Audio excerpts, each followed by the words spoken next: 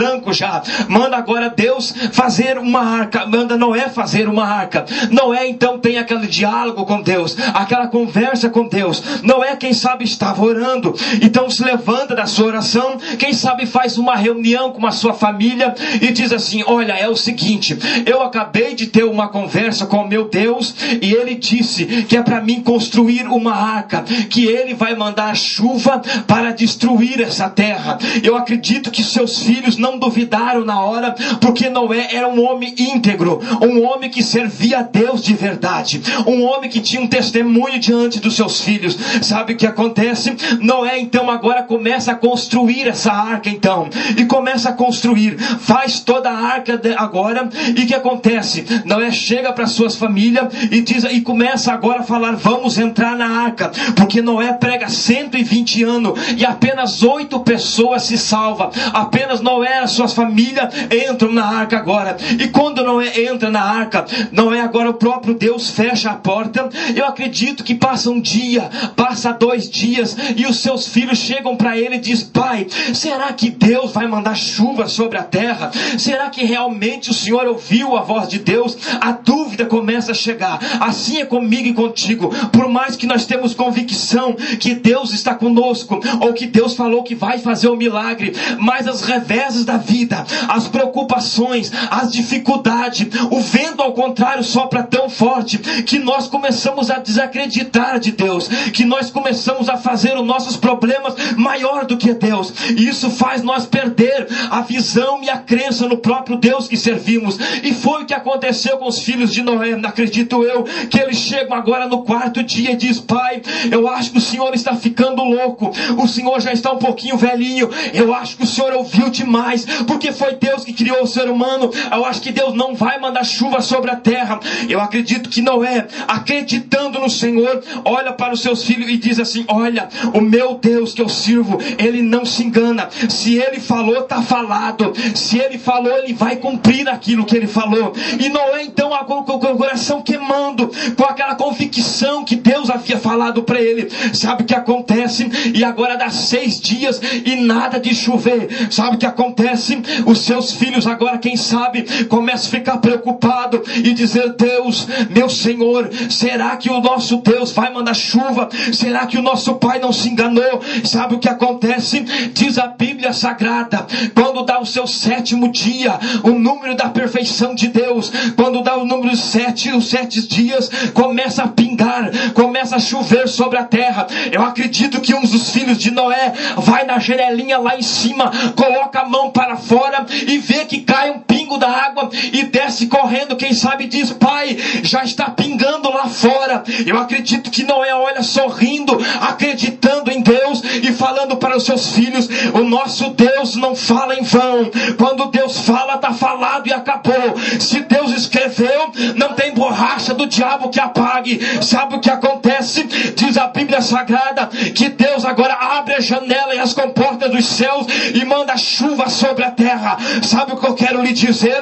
Se Deus fez uma promessa na sua vida, se Deus lhe diz que você é escolhido, comece a acreditar, porque Deus não é homem que se engana, não. Se Deus falou, está falado. Quando Deus escolhe alguém, quando Deus resgata alguém e fala que vai fazer um milagre, vai salvar, quem sabe, alguém da sua família, se Deus falou para você, meu querido, não deixa que o vento sopre ao contrário e você venha desacreditar em Deus, mas acredita no Senhor, porque quando Deus escolhe alguém, Deus assume o compromisso com você para cumprir o milagre na sua vida. Não dá para entender a visão de Deus e a ótica do Senhor Jesus. Quando nós entramos pela Bíblia Sagrada, irmãos, como é que nós podemos entender como Deus se manifesta para alguém, como acontece com o próprio homem chamado Moisés? A Bíblia diz que ele está cuidando de um rebanho do seu sogro. De repente ele olha uma sarça, começa a se queimar, pega fogo. Mas naquele tempo a sarça no deserto pegar fogo era muito normal. Mas Moisés começa a olhar aquilo e vê que a sarça estava pegando do fogo, mas ela não se consumia. Ele viu que era diferente o negócio. Quando Moisés coloca no seu coração, eu vou chegar mais perto para ver esse fogo é diferente. Quando Moisés dá o primeiro passo, o próprio Deus diz: Moisés, pare, tire a sandália dos teus pés, porque o lugar que tu estás pisando é santo. Sabe o que acontece? Moisés tira a sandália dos pés e começa a olhar para a sarça, e o próprio Deus agora começa a falar diante agora daquela sarça e diz: Moisés, eu vi a aflição do meu povo no Egito e desci para livrar eles. Sabe o que acontece? E eu vou enviar você para livrar o meu povo que está cativo no Egito. Através da sua vida te enviarei a Faraó. E Moisés olha para ele e diz: Deus, como pode eu não sei nem falar, eu não tenho condição. Mas o próprio Deus diz: olha, Moisés, não te preocupes não, porque eu serei contigo. Dá para entender um Deus como esse, meus queridos? Como nós podemos entender um Deus como esse? Agora o próprio Deus, já no mesmo modo, faz outra agora manifestação para alguém, um homem chamado Jeremias. Ele chega e diz para Jeremias que Jeremias já estava consagrado diante dos homens para ser profeta para as nações. E Jeremias começa a dizer: Deus, mas eu não passo de uma criança.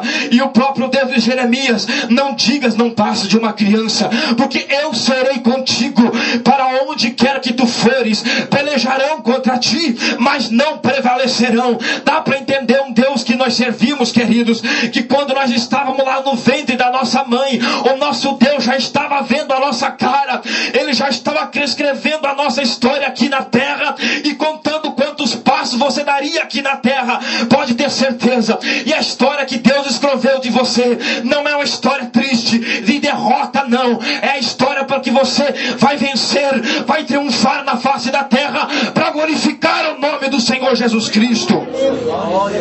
Agora, no texto que nós limos, escute só. No texto que lemos agora, o próprio Deus, agora com a mesma visão, com a mesma ótica, agora Deus chega para um homem, agora surpreendendo até o próprio ungido de Deus, chamado Samuel. Deus chega para Samuel e diz: olha, Samuel, até quando tu terás penas de Saul? Porque eu já havia rejeitado ele, para que não reines mais sobre Israel. Então Deus agora começa a ter uma conversa com Samuel, e Samuel começa a ouvir aquele diálogo, ele e Deus. E Deus diz assim: olha, tu vai agora até a casa de um homem chamado Jessé. Tu vai lá, enche o teu vaso de azeite, porque lá eu tenho já escolhido um para governar o reino agora de Israel. Sabe o que acontece? E no mesmo modo, agora ele começa a contender com Deus. Ele, em vez de obedecer a Deus, ele começa a contender e dizer: Deus, mas como eu vou lá, Senhor? Se eu for lá agora, Saul vai saber e vai me matar. Como é que eu vou fazer, Senhor? E Deus manda ele agora fazer sacrificar ao Senhor, preparar tudo para que quando chegasse lá, o Senhor fosse glorificado. E sabe o que acontece? Ele vai até lá agora e chega para lá e diz assim: olha, o Senhor tem escolhido um dos teus filhos, dizendo eu em minhas palavras, para ser rei de Israel. Sabe o que acontece? De repente Jessé diz: olha, tudo bem. Chega para os seus filhos e diz assim: olha, vocês vão se preparar, porque Deus escolheu um de vocês para ser rei de Israel. Jessé fica então faceiro agora. Sabe o que acontece? Os seus 7 filhos vão se arrumar. Quem sabe veste a melhor roupa, coloca o melhor sapato, passa o perfume, penteia o seu cabelo, passa um gel, fica bonitinho. De repente então entra o primeiro moço, filho de Jessé. Diz a Bíblia que quando ele entra, era o nome dele de Eliabe. Ele entra e na mesma hora Samuel diz: meu Deus, deve ser esse que Deus escolheu, só pode ser isso aí. Olha a aparência dele, esse vai ser o rei de Israel. E no mesmo momento Deus fala ao coração de Samuel dizendo: não, Samuel, não olha para a aparência, porque eu já rejeitei a aparência. Eu não vejo como o homem olha, eu não enxergo como o homem enxerga, eu olho no coração, Samuel. E Samuel então abaixa a cabeça e fica esperando. Então lá vem o segundo agora, e vem o terceiro, vem o quarto, o quinto, o sexto, sexto e o sétimo. Passaram-se os 7 filhos agora de Jessé. Samuel olha para Jessé e diz assim: olha, não é nenhum desses moços que Deus escolheu, mas o Senhor diz que é aqui que está o seu escolhido. Então agora Jessé diz assim: olha, tem o menor que está lá cuidando das ovelhas. Agora escute, sabe por que ele estava cuidando das ovelhas? Porque ele era rejeitado pela família. Eles tinham Davi como um homem amaldiçoado, com uma maldição da família. Davi era um menino ruivo, com a sua pele clara, e eles pensavam assim: meu Deus, esse menino é o estrago da família, vamos colocar ele lá cuidar das ovelhas, porque pode